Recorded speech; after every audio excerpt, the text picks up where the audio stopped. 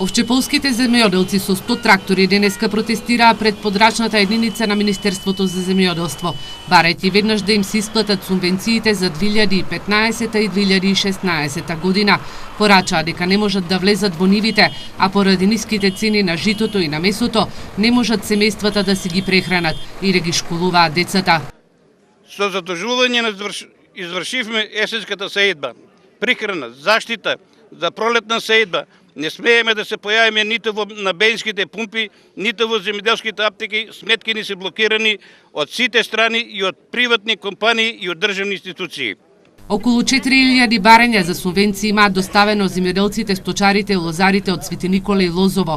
Се очекува на нивните сметки на име субвенции да легнат околу 4 милиони евра.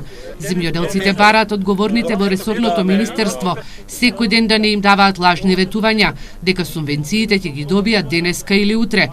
Сметаат дека наскоро нема да ги добијат, бидејќи не им се пристигнати решенијата колку на име на субвенции треба да им се исплати на сметките. Колку ще не следува државата толку. Земјоделецот не знае колку пари треба да земе. Не само тој, никој од овие не знае. Никој нема досега добиено никаков документ од ниједна институција дали барањето му е одобрено, не е одобрено, треба исправки, не треба исправки. Значи не е само проблем исплатата. Исплатата е спречена поради некакви законски норми.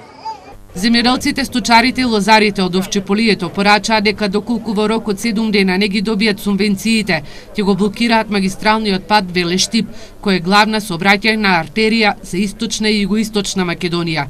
Најавија дека на патиштата ќе ја постават целокупната земјоделска механизација, а денеска низ улиците се протестираше со само 10% од механизацијата во Овчеполе.